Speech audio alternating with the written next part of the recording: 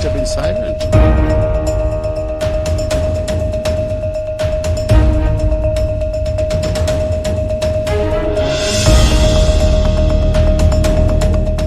Hello everyone, this is your mentor Arzu Kakkar. Welcome to Shri Ram's IS YouTube channel where daily we used to have this session of news analysis.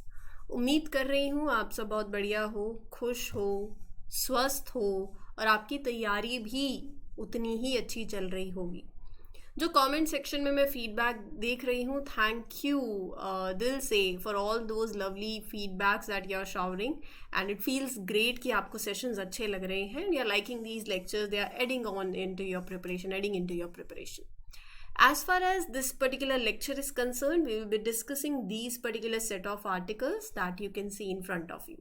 So we'll take that up in detail one by one. And the first article basically जो भी है उससे पहले ये पहला एक list मैं आपको इन ब्रीफ बता देती हूँ that we have to discuss. Now stubble burning is a very मतलब एक ऐसा इशू आई वुड से जो बहुत ज़्यादा न्यूज़ में रहता है और इसको लेकर मेंस में भी सवाल बनते हैं, प्रीलिम्स में भी सवाल बनते हैं. मेंस में आप इसको जीएस पेपर 1 से लिंक कर सकते हो, लैंड रिसोर्सेज से लिंक कर सकते हो. You can link it with conservation of resources, right?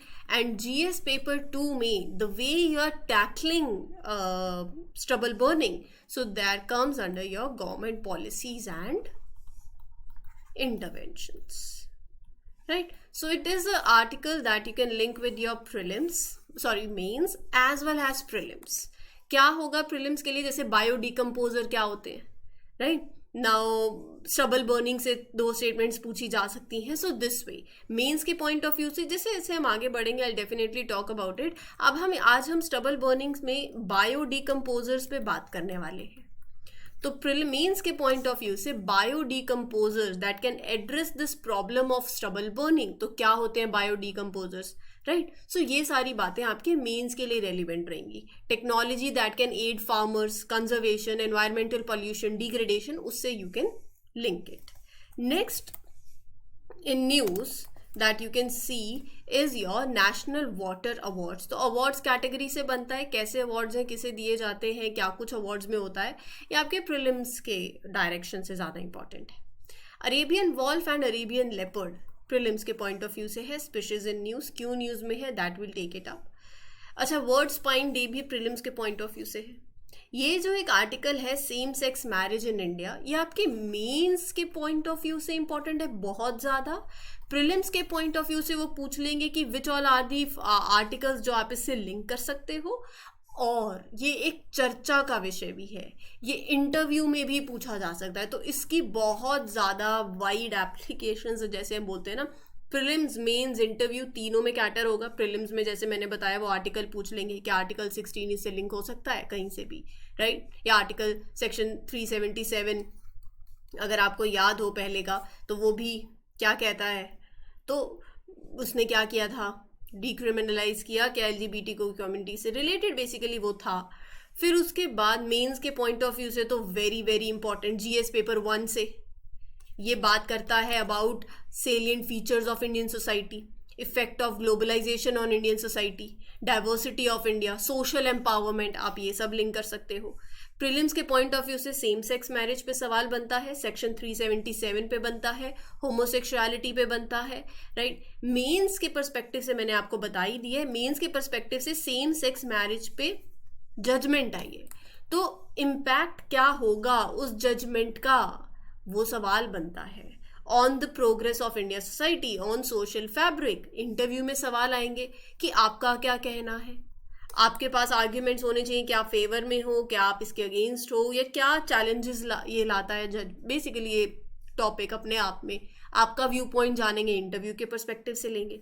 चर्चा के विषय में जिन्हें कुछ नहीं जानना, जिन्हें सिर्फ इतना पता होना चाहिए कि सेम सेक्स मैरिज में सुप्रीम कोर्ट ने जजमेंट देते हुए अपनी वर्डिक्ट दी है और जो पेटिशन डली थी वो क्या थी और क्या जजमेंट दी है, बस इतना पता होना चाहिए. ये चर्चा का विषय है, राइट?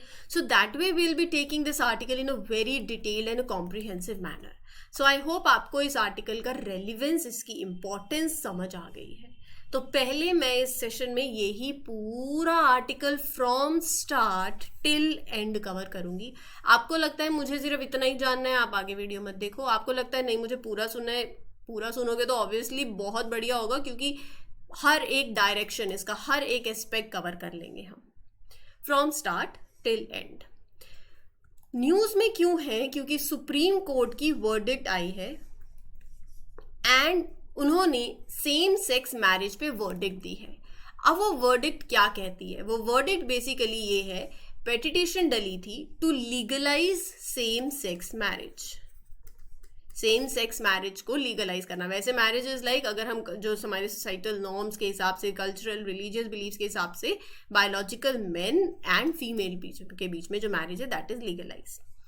अगर same sex marriages both side are female male, right, that is having same sex. So petition डली to legalize same sex marriage.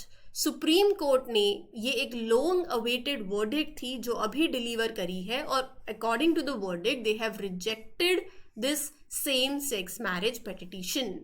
सो ये जो एक सुप्रीम कोर्ट की ऑब्जर्वेशन है, जो बेंच ने 5 जज बेंच था, अगर आपको याद हो, इसके लिए याद हो गया मैं बता ही रही हूँ। सो इट वॉज अ 5 जज bench that was headed by chief justice of India DY Chandrachud, has pronounced the verdict on this marriage equality. और यहाँ पर ये जो जजमेंट आई है, it is ruled in 3-2 verdict. मतलब जो 2 जजेस थे, 2 जजेस कौन कौन से? CJI खुद, chief justice of India, and justice Kaul, आप यहाँ देख सकते हो। It comprise of like justice Sanjay Kishan Kaul, Ravindra Bhat, Hima Kohli, PS Narasimha. So CJI और जस्टिस कौल की जो वर्डिक्ट थी that favoured it civil union. अब ये सिविल यूनियन क्या है पूरे मैं आपको टर्म अभी क्लियर कर दूंगी। So they were in this favour of civil union of same sex couple, but बाकी जो जजेस थे रिमेनिंग 3 वो अगेंस्ट थे। तो यहाँ पर ये पूरी बातें मैं आपको एक बेस बना रही हूँ। गवर्नमेंट की तरफ से सॉलिसिटर जनरल ऑफ इंडिया के जो उन्होंने रखा, उनका यही कहना था कि ये मैटर सुप्रीम कोर्ट के अंडर आता ही नहीं है, हमारे ये पार्लियामेंट इस पे डिसाइड करेगी, क्योंकि इसमें जो लॉ बनाने हैं XYZ ये पार्लियामेंट का डोमेन है। सुप्रीम कोर्ट ने पहले तो चीफ जस्टिस ऑफ इंडिया ने ये बोला कि ये गवर्नमेंट के अंदर नहीं आता है, ये पार्लियामेंट के, basically it is up to the supreme court. फिर उसके बाद यहाँ पर देखो, पहले मैं आपको एक टर्म बता देती हूँ कि ये सिविल यूनियन क्या होता है। सिविल यूनियन आप लगा सकते हो, it is like a special agreement between 2 people of same gender, male male, female female, and basically that is an agreement that gives these 2 people of same gender many of the rights and responsibilities like married couple have. मतलब it's like a way for same sex couples to have partnership that's recognized, and आप इसको marriage नहीं बोलते हो, वैसे it's not a marriage, right. तो ये बात आपको ध्यान में रखने की है, मैरिज में और सिविल यूनियन में डिफरेंस है, राइट।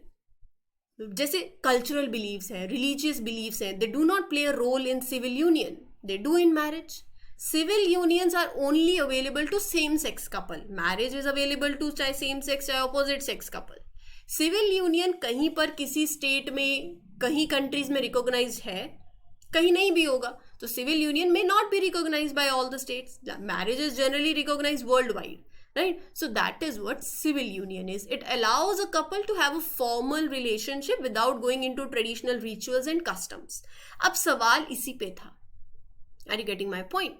तो यहाँ पर सुप्रीम कोर्ट ने क्या कहा है वो जानते हैं, थोड़ा सा और चलते हैं। अच्छा, एक चीज और है, चीफ जस्टिस ऑफ इंडिया ने जब हमने बात करी कि पार्लियामेंट डिसाइड करेगा इस पे या सुप्रीम कोर्ट, तो अगर बात आती है स्पेशल मैरिज एक्ट में, स्पेशल मैरिज एक्ट क्या है वो अभी बताऊंगी। So chief justice has left it to the parliament to decide on this issue. Which issue?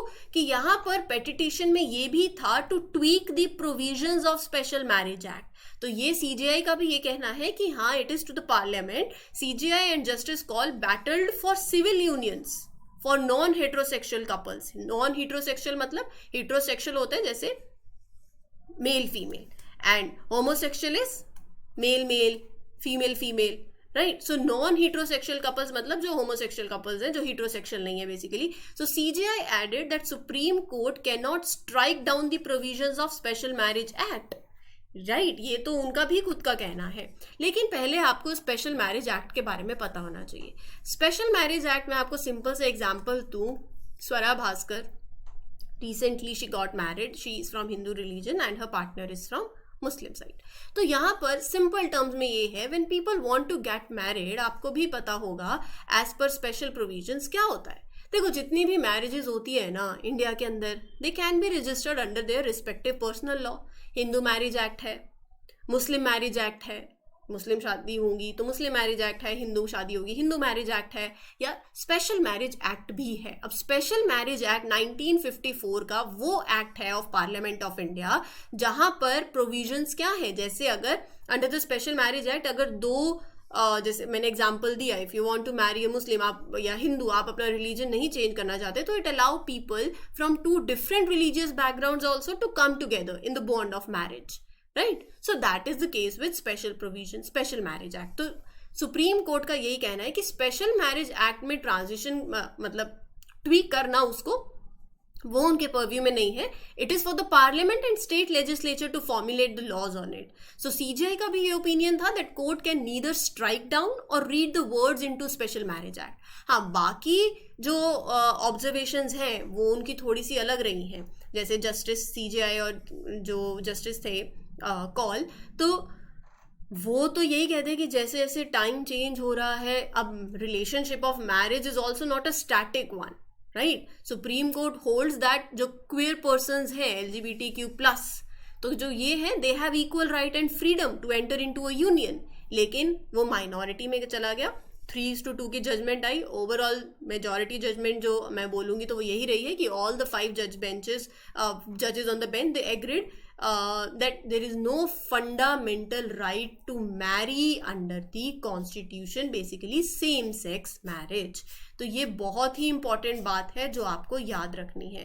देखो, यहाँ पर ना इसके बहुत सी बातें आती हैं, arguments in favour, in against, लेकिन उससे पहले हम थोड़ा सा ये जानेंगे कि ओवरऑल वर्डिक्ट क्या रही. ये तो आपको पता चल गया 3:2 की वर्डिक्ट आई है. और जहां पर जो 2 जजेस हैं वो कौन से थे, डोमेन ऑफ पार्लियामेंट में उन्होंने बता दिया, स्पेशल मैरिज एक्ट उनके डोमेन के अंदर आता है. बाकी ऑब्जर्वेशन में 2 जजेस ने यही कहा है कि रिलेशनशिप मैरिज का वो स्टैटिक वन नहीं है कि सिर्फ एक जैसा ही रहे, वो चेंज भी होता है. इक्वल राइट ऑफ फ्रीडम है to enter into a union. लेकिन ओवरऑल जो 5 जज बेंच रही है वो यही अब वर्डिक्ट आया है that there is no fundamental right to marry under the constitution. As far as legality of same-sex marriage is concerned, right to marry is not expressly recognized either as a fundamental right or constitution right. हालांकि अगर आप देखो तो article 16 clause 2, मैं आपकी इसकी बात करूंगी आर्टिकल 16 क्लॉज 2 की. तो आर्टिकल 16 क्लॉज 2 तो क्या कहता है कि इंडियन कॉन्स्टिट्यूशन के अंदर इट प्रोवाइड्स दैट कोई भी डिस्क्रिमिनेशन नहीं हो सकता based on religion, race, caste, sex, descent, place of birth. तो एक ये पॉइंट भी बनता है. आर्टिकल 4 बेसिकली देखो ये आर्टिकल्स हैं जो आप इससे लिंक कर सकते हो. लेकिन इन आर्टिकल से पहले ना मैं आपको ये बताती हूँ कि वर्डिक्ट से क्या टेक अवे आया है. पहला, right to marry is not a fundamental right. Right, पहली बात, ऑल 5 जजेस on the bench agreed that there is no fundamental right to marry under the constitution. दूसरा, स्पेशल मैरिज एक्ट 1954 के अंदर tweak, all 5 judges unanimously agreed that it is not possible to tweak special marriage act. Right, क्योंकि ये जो है किसके अंदर आता है, पार्लियामेंट के अंदर. फिर उसके बाद थोड़ा सा और आगे चलते हैं. सो see, further Supreme Court added, a group of judges decided with a majority of 3-2 that non-heterosexual couples would not be allowed to have civil unions. ये मैंने आपको बता दिया है. The judges who disagreed said that अब आपने civil union की बात करी है, सिविल यूनियन के केस में एक डिसएग्रीमेंट रहा है, 2 जजेस का कुछ कहना था, 3 जजेस का कुछ कहना था. सो जो 2 जजेस इस बात से डिसएग्री करते थे वो ये कहते थे कि people have the right to form unions including the non heterosexual couples also based on freedom of speech, based on freedom of expression, based on right to life. So they argued that you shouldn't be restricted from forming a union based on your sexual orientation. हालांकि ये उनका view point था, overall judgement मैंने आपको बता दिए. सो the जजेस who disagreed also mention कि it is discrimination against someone because of their sexual orientation and it goes against the specific article, that is article 15. जो यही कहता है कि discrimination based on factors like sexual orientation is not allowed. However, the majority of judges believe that it is a job of legislature to officially recognize and give legal status to the relationship. क्योंकि फिर यहाँ पर अगर आप legal status देते हो तो आपकी बाकी जैसे पेंशन, इंश्योरेंस, इसमें भी बहुत सारे चेंजेस आते हैं, वो कि सुप्रीम कोर्ट का काम नहीं है, वो ऑब्वियसली पार्लियामेंट के डोमेन के अंदर जाता है. अब बात आती है what about right to adopt a children. ये भी एक सवाल है कि नहीं. Now what about right to adopt a children. In simple terms supreme court basically that यहां पर भी एक डिसीजन में स्प्लिट था. एक ने कहा, एक जो 3 जजेस थे, they said that persons sexual orientation shouldn't determine their ability to be good adoptive parents. तो ये जो डिसीजन था that was split. The majority of जजेस upheld the current rules that prevent unmarried couples including same sex couples from adopting a child together. तो मतलब यहाँ पर वही थोड़ा डिफरेंस आ गया. एक जज, कुछ जजेस का यही कहना था कि यहाँ पर sexual orientation should not determine कि आप एक बच्चे के अच्छे अडॉप्टिव पेरेंट्स बन सकते हो या नहीं. और जो मेजॉरिटी जजेस थे उनका यही कहना था कि अनमैरिड कपल्स हों या सेम सेक्स कपल्स हों, they should not adopt a child together. So because same sex couples cannot legally marry in India now, they are also not allowed to adopt a children as a couple. तो यहाँ पर मैं आपको एक authority का नाम बता देती हूँ, CARA. CARA is basically Central Adoption Resource Authority. उन्होंने रूल्स में चेंज किए. They said that a couple must be married for at least 2 years to be eligible to adopt a child. और इससे क्या होगा, सेम सेक्स जो same sex couples हैं वो तो they can not legally marry, that means they can not adopt a child as well, right. So the जजेस who disagreed with this rule, they believed it's a discrimination against the unmarried and non traditional couples. So overall लेकिन judgment जो हुई है that is this verdict के अंदर आता है. अब सवाल यह आता है कि क्या आर्ग्यूमेंट्स जाते हैं सेम सेक्स मैरिज के फेवर में, और क्या हमें तो देखो बैलेंस होके हर एक चीज देखनी है, हर एक पॉइंट कैटर करना है. फिर आपका क्या ओपिनियन है, आप अपने हिसाब से आपसे इंटरव्यू में सवाल पूछें, so you can give your answer. So the one who support same sex marriage, they have several reasons. Equal right और प्रोटेक्शन का, डिस्क्रिमिनेशन एंड करने का. They believe that discrimination based on sexual orientation is wrong.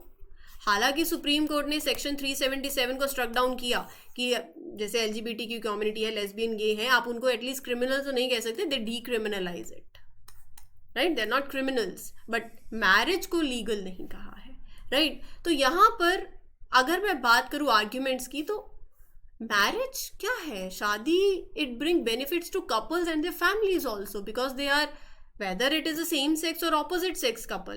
Allowing same sex marriage can contribute positively to the society as well. That is an argument in favor of it. Supreme Court of India recognized that gender is more than just biological trait. It's about how people identify themselves, right? Right to live together. Chief Justice of India has stated that living together is a fundamental right, right? Now, many countries worldwide have legalized same-sex marriage. There are countries that have legalized. Can you mention the name of countries that have legalized? Anybody? Please let me know in the chat section. अगर आपको किसी को भी पता हो, for that matter, अगर जैसे US में, for ऑस्ट्रेलिया में, आपको क्या लगता है वहाँ क्या है, तो ये आप बताना. 32 कंट्रीज में वैसे आपको बताती हूँ, in 32 countries same sex marriage is legal. तो ग्लोबल एक्सेप्टेंस भी कहीं ना कहीं है. लेकिन arguments against same sex marriage क्या है वो भी हमको देखने चाहिए, both sides. So as far as against same sex marriage arguments are concern, many religious and cultural groups believe that marriage should only be between a men and women. They argue that Changing the traditional definition of marriage will be against the principles of their beliefs, their culture, their values, right? And some people argue कि primary purpose of marriage is procreation, having biological children, and same-sex couple cannot have that. That is one point that goes against same-sex marriage. Then comes legal issues. It will create legal problems like issues with inheritance, tax, property rights. That can be a challenge. When queer couples adopt a child, it can lead to societal stigma also. It can lead to discrimination. It can lead to negative impact on child's upbringing, their emotional well-being, their psychological well-being, right? क्योंकि Indian society में अभी भी अगर आप देखो LGBTQ community की आप acceptance की बात करो तो that is still not universal, right? So these can be the arguments that can be against same sex marriage. Way forward में यही जाता है कि सबसे पहले तो awareness to promote equality and acceptance of all sexual orientations. दूसरा, legal reforms. Special marriage act में amendments to allow same sex couples to legally marry. There should be certain legal reforms also. Then engagement, dialogues with religious leaders and communities can help to bridge that gap.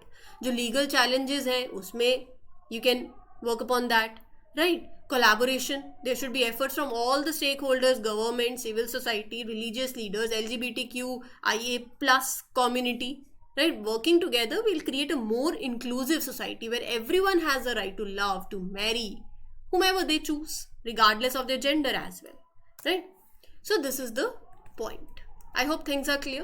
So with this, I am moving to the next article that is regarding your stubble burning. Now, Delhi government has initiated the spraying of a biodecomposer. Biodecomposer क्या होता है, सवाल बन जाता है. To tackle stubble burning.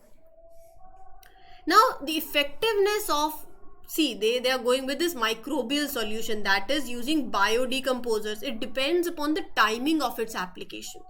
Stubble burning के बारे में थोड़ा सा जान लेते हैं ना. What is stubble burning? सबसे पहले तो अगर हम ये पढ़ रहे हैं तो हमें तो स्टबल बर्निंग के बारे में भी पता होना चाहिए ना. What do you mean by stubble burning? सबने पढ़ा होगा, कोई ऐसा नहीं होगा जिसने नहीं पढ़ा हो. बट अगर नहीं भी पढ़ा तो भी टेंशन की बात नहीं है. I take it from scratch.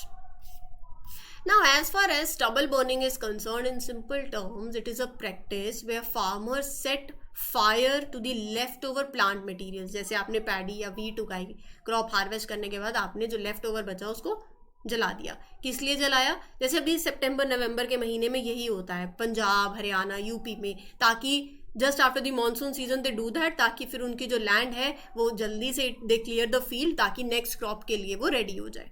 लेकिन बात ये आती है कि जो स्मोक आता है स्टबल बर्निंग से वो बहुत ज़्यादा एयर पोल्यूशन कॉज करता है, right? Although it's not the main cause of pollution, but it contributes a lot. And Delhi government is trying a microbial solution. Microbial solution is biodecomposer.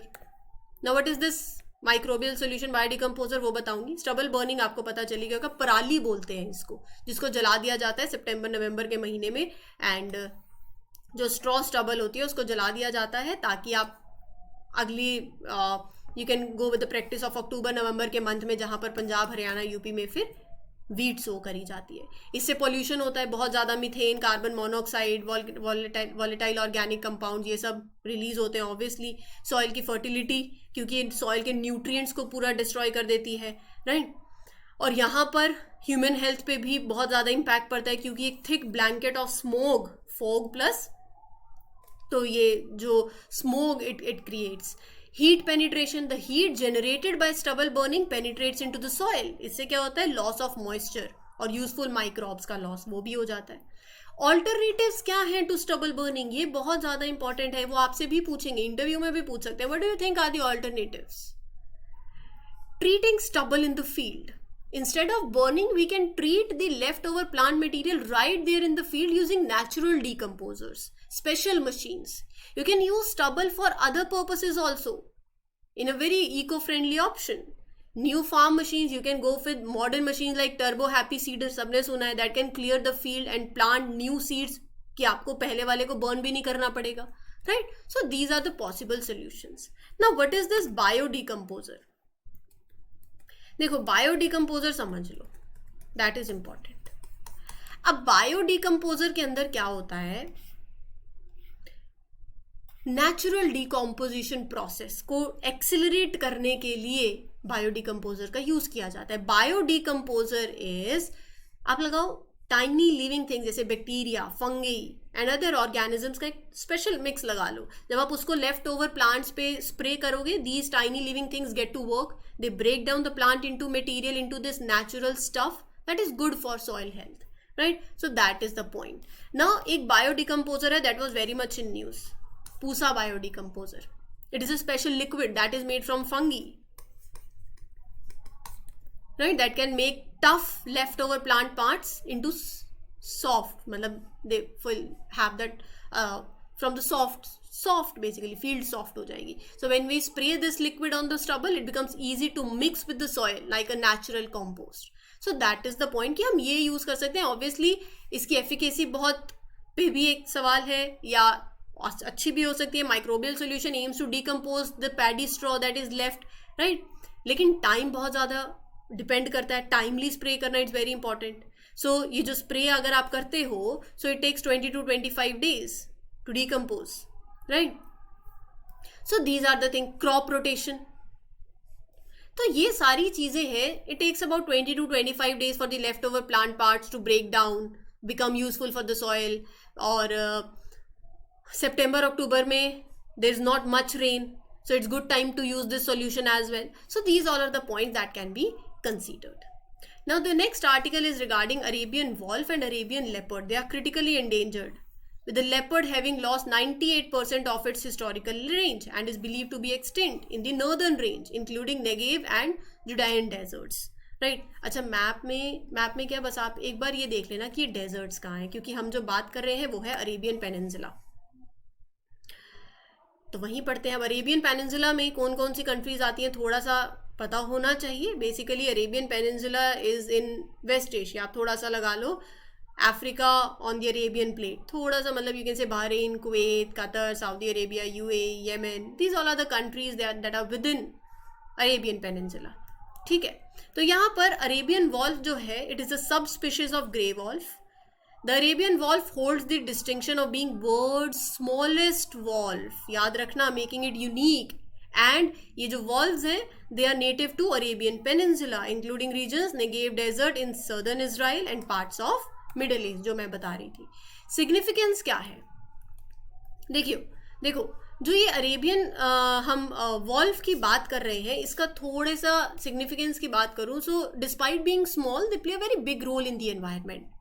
In places like these Negev deserts in Israel, these wolves are top predators, mean they are at the very top of food chain. They are specially adapted to live in dry areas where there is not much food, and their presence helps to keep the balance of nature in check. For example, they control number of smaller animals like jackals, fox, जो ecosystem के लिए भी important है. They keep the population of plant-eating animals in check, clean up the environment. How? By eating dead animals. So that is why they are crucial. As far as Arabian leopards are concerned, they are other iconic species but critically endangered species to Arabian Peninsula. These leopards were historically found in various parts of Arabian Peninsula in these deserts only. Unfortunately, the status of these leopards in these regions is dire, कम होते जा रहे हैं, and many of it has lost most of its historical range. वही मैं बात करी थी. It might be they might get extinct in its entire northern range in the coming times. तो थोड़ा सा देखो, ये स्पीशीज न्यूज में है तो आपको पता होने चाहिए. Now moving ahead with the next article of today's lecture. Now अच्छा, वर्ल्ड स्पाइन डे कब होता है? किसी को कोई आइडिया है? When is world spine day? जब बैठते हैं तो अच्छे से बैठना चाहिए, है ना.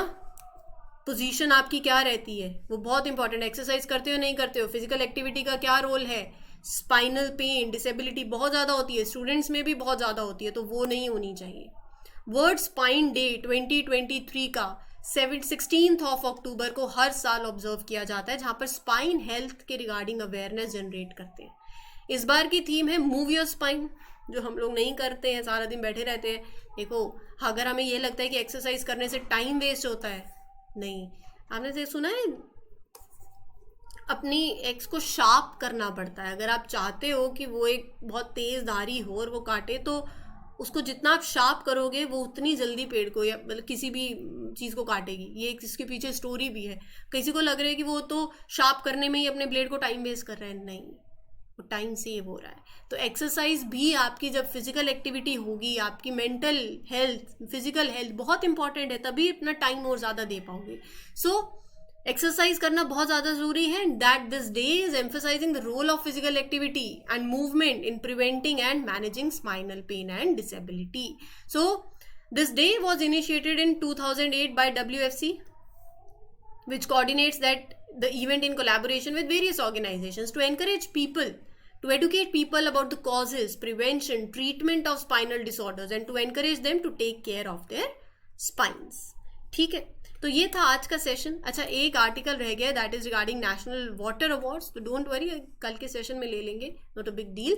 सो आज के सेशन के लिए इतना ही। This is your mentor Aarzoo Kakkar signing off for today. Please do let me know session कैसा लगा। सेम सेक्स मैरिज का बहुत ज़्यादा इंपॉर्टेंट टॉपिक था, स्टबल बर्निंग वेरी इंपॉर्टेंट। ये दो डायरेक्टली मेंस के पॉइंट ऑफ व्यू से भी बनते हैं, प्रीलिम्स के पॉइंट ऑफ व्यू से भी बनते हैं। So make sure that you revise all these things. So I'm summing up and we'll meet you tomorrow with other articles. Till then, take care everyone. Good luck, good wishes, happy learning. All the best.